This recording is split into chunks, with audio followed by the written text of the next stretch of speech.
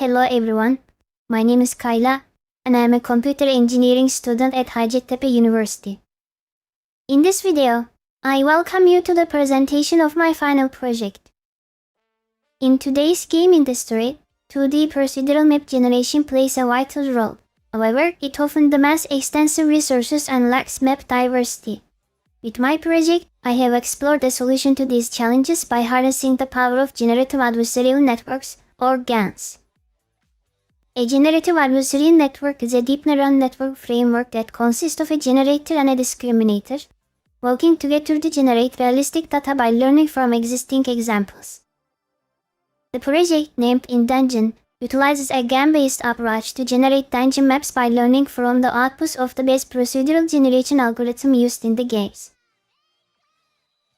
To ensure the success of this task and develop a tangible product alongside the research, I conducted various tests on the potential GAN structures. Firstly, to facilitate initial testing of the GAN algorithms, I created a rectangle generator capable of producing a diverse range of rectangle outputs. This rectangle generator algorithm is capable of batch generating given number of rectangles within a canvas of any size. It offers various options such as choosing border thickness, margins of rectangles, colored corners or colored edges, filled or hollow rectangles, minimum size for rectangles, and weight of rectangle sizes in the generated dataset. I developed this solution independently by conducting research on mathematical approaches to the rectangle generation problem. My aim was to create a solution that encompasses the entire outcome space, resulting in a diverse dataset. The solution operates by dividing the canvas with n-1 dividers and then filling the divided regions with rectangles in a randomized manner.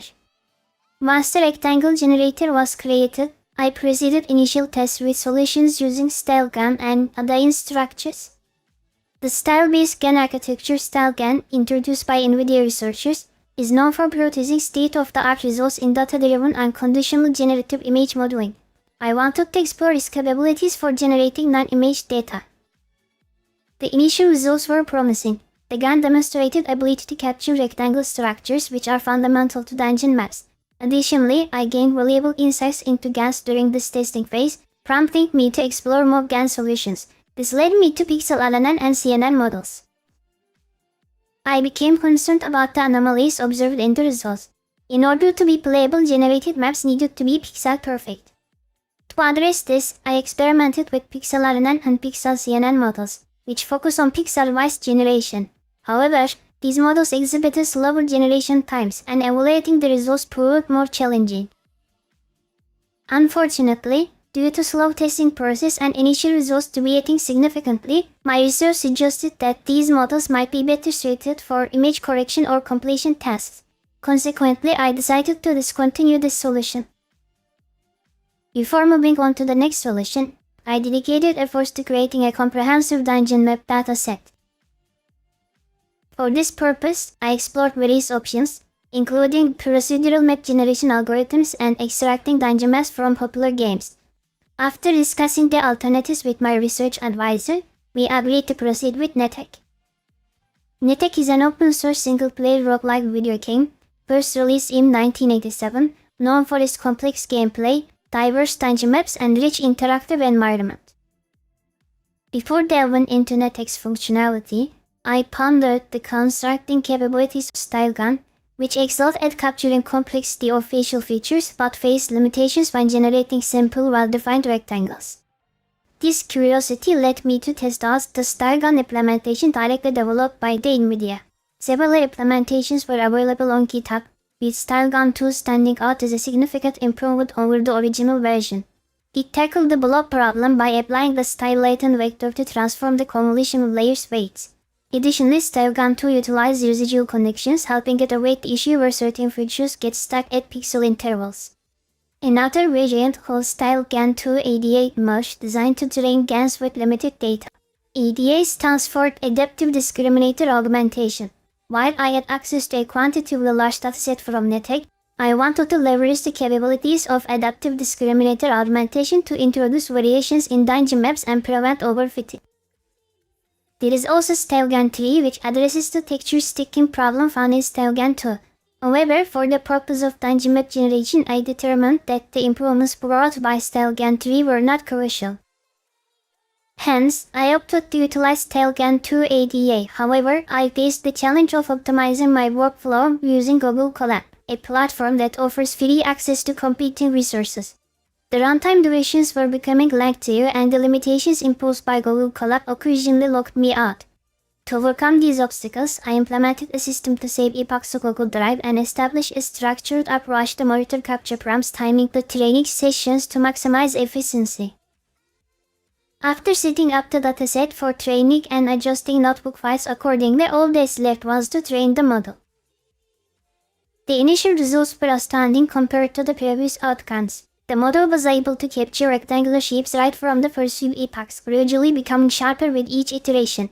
While there were still areas for improvement, the long training durations prompted me to explore its capabilities on tangent maps without investing more resources and time into rectangles. Although I was not familiar with the source code of NetHack, I believed in my skills and attempted to extract and save the map data.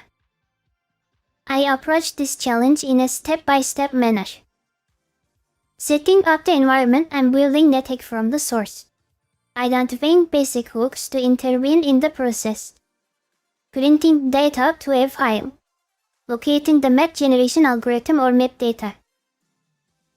I successfully completed these steps except for the minor hurdle of finding the actual map data. NetHack adopts a data-oriented design which made uncovering the location of map data akin to solving a complex puzzle. It consumed a significant amount of time, but by the end, I felt confident and familiar with the NetHack source code. After devising a method to obtain level data in an array format, I developed functions to save the data into files. Additionally, I gathered tileset data and other relevant information to aid in the identification of integers. To process this data within the Tailgun2 ADA framework, I needed to convert it into image format. Drawing on my previous experience, I created a custom colored color map with dedicated colors to enhance the extraction of features such as corridors and doors. With the NetHack map dataset in hand, I immediately commenced training with Tailgun2 ADA. The initial results were highly promising. The model successfully captured tangent structures, including corridors and doors, with satisfactory rectangles. However, a challenge arose. Since Tailgun2 ADA was trained on RGB image format, the smaller generated images suffered from blurriness and distortions. To address this issue, I devised a solution. I aimed to enlarge the images, ensuring that each pixel represented a 4x4 area, thereby reducing the problem associated with image distortions. Naturally, this larger image needed to be intelligently converted back to map data. I contemplated another solution, adding an alpha channel to the images or incorporating both enlarged images and alpha channels to maximize the effects of feature extraction.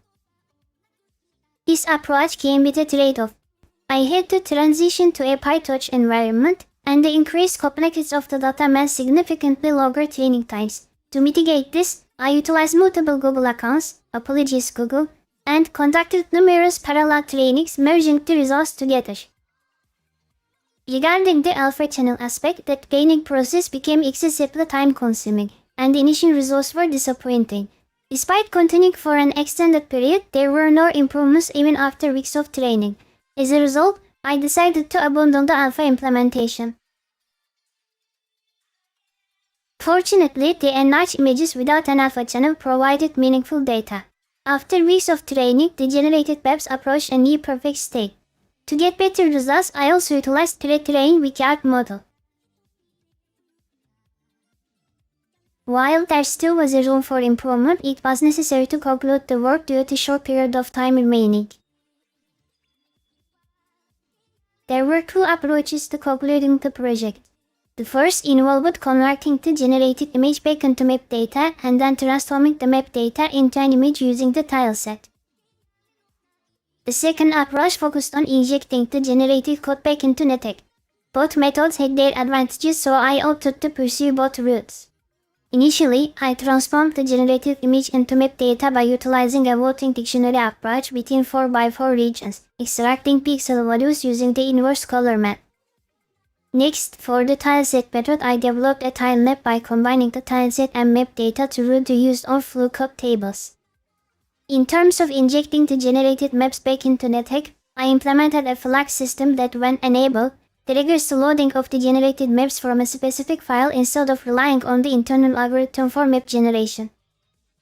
However, the injected maps exhibited artifacts, such as improperly rendered open and closed doors, which needed manual correction. To minimize the possibility of artifacts, it was preferable to preview the results with a tileset representation.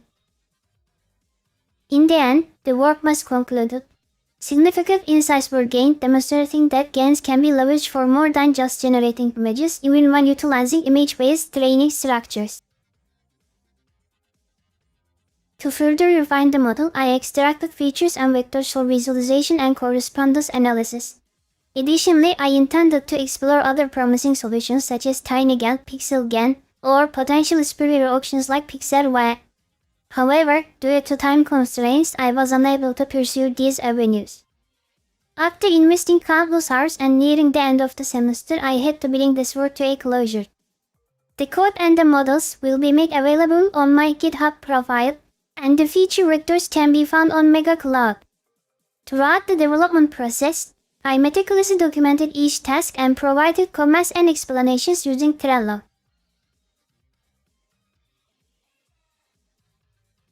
You can find the links in the description of the video. I appreciate your attentive presence during my presentation. I hope this served as an enlightening introduction to my research. Thank you for watching and have a wonderful day.